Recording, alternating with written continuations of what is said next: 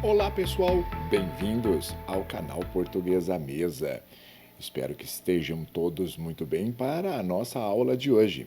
Nós vamos continuar com o vídeo sobre sujeito. Na aula passada, já havíamos te dado uma introdução e agora, na sequência, nós vamos entrar nos tipos de sujeito. Este vídeo é sobre o sujeito inexistente, e também chamado de oração sem sujeito, e todos os mecanismos que são importantíssimos para a sua comunicação em língua portuguesa, nós usamos mal e erramos demais porque às vezes não sabemos como utilizar o sujeito inexistente da maneira correta, e é para isso que este vídeo vai te ajudar. Espero que você participe comigo.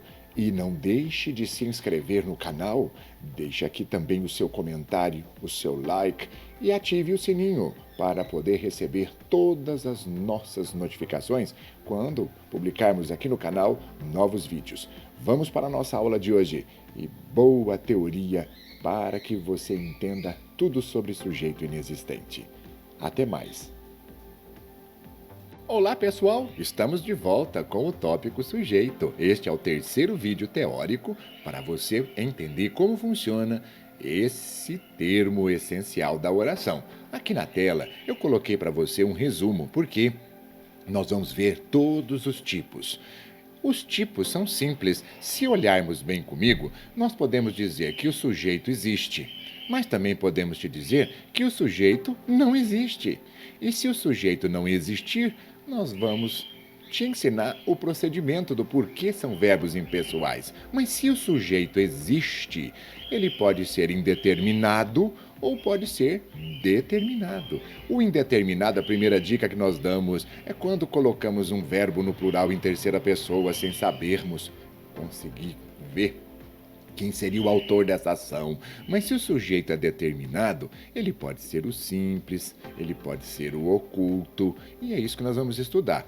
Se for o oculto que nós chamamos, ele não aparece escrito, mas ele está ali. O sujeito explícito, ele sim é subdividido em dois grupos, o simples e o composto.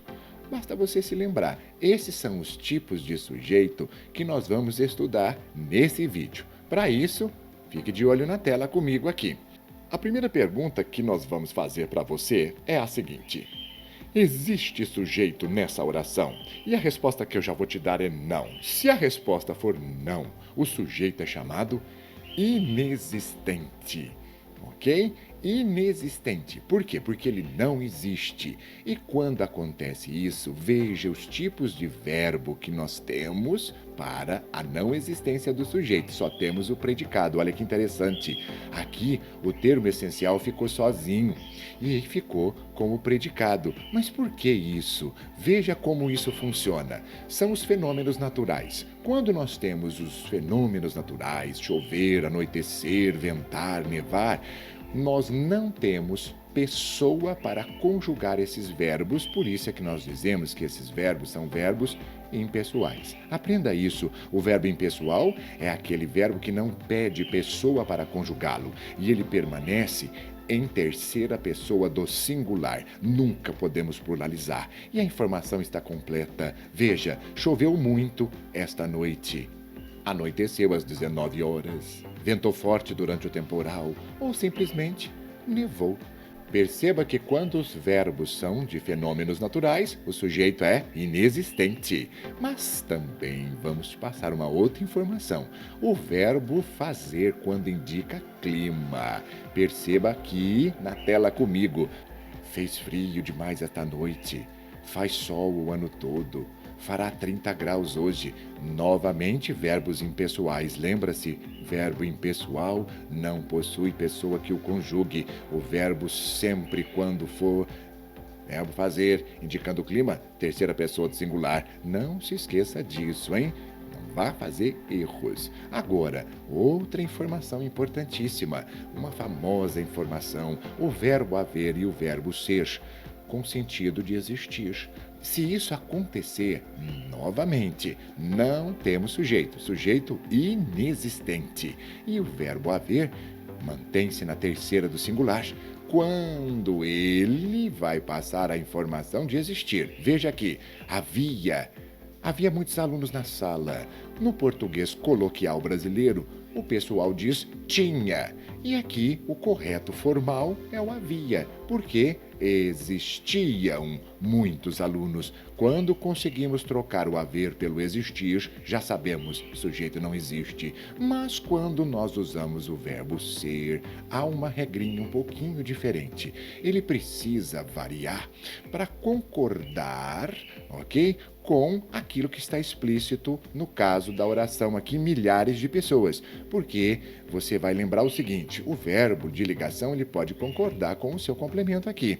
E você vai lembrar mais uma outra informação. O sujeito realmente não existe, mas eu estou concordando com o complementozinho milhares de pessoas na passeata. Por isso é que nós sabemos que esses dois verbos são impessoais. Apesar de o verbo ser poder variar, você não vai poder dizer que ele possui sujeito. Não se confunda. Verbo haver e verbo ser no sentido de existir, e o verbo ser, ele pode ser pluralizado, mas não possuem sujeito. Não vá se confundir. Agora, pessoal, o sujeito inexistente aqui quando indica tempo. Isso. O verbo haver e o verbo fazer nessas propostas também mantém-se em terceira. De novo, verbos impessoais. Não vá se esquecer. Sempre sujeito inexistente, verbo impessoal, porque não há ninguém aqui no sujeito para conjugar. Por isso que não há pessoa, chamado impessoal. Mas quando indicar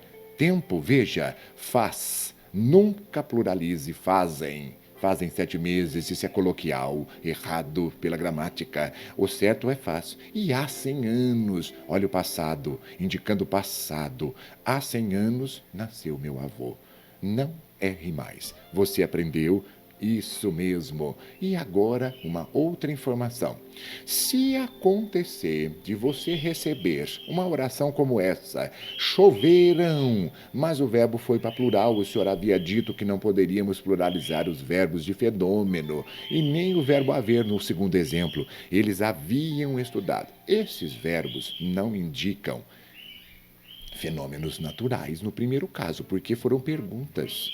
Nós chamamos de proposta metafórica. É como se fosse uma comparação. Aqui você tem perguntas, choveram.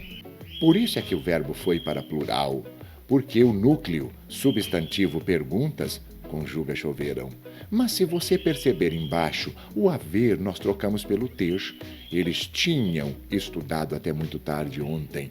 Aqui o haver não indica existir. Por isso é que nós precisamos sempre prestar atenção quando lemos as nossas orações em português para não cometermos equívocos e não errarmos a proposta da língua.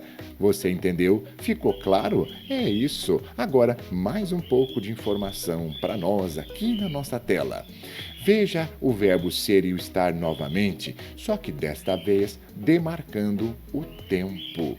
O tempo. Por exemplo, está muito tarde. Está calor demais aqui dentro.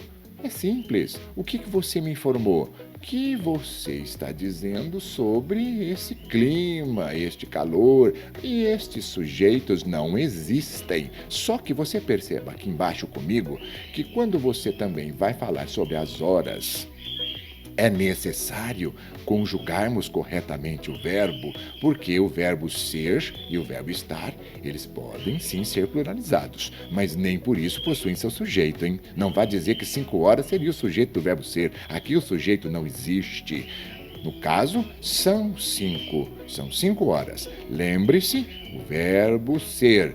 E para terminarmos, nós agora vamos te dizer que se a resposta for não, para quando você for achar o sujeito da oração, ele será classificado como sujeito inexistente.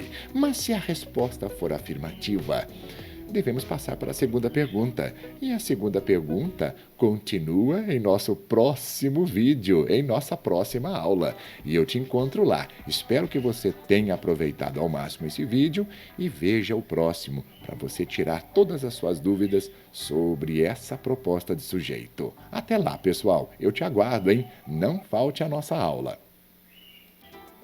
Antes de clicar nos links acima, se você gostou desse vídeo, deixe aqui o seu like, faça a sua inscrição. Participe sempre. É um grande prazer ter todos vocês conosco aqui no canal Português à Mesa. Um grande abraço, pessoal.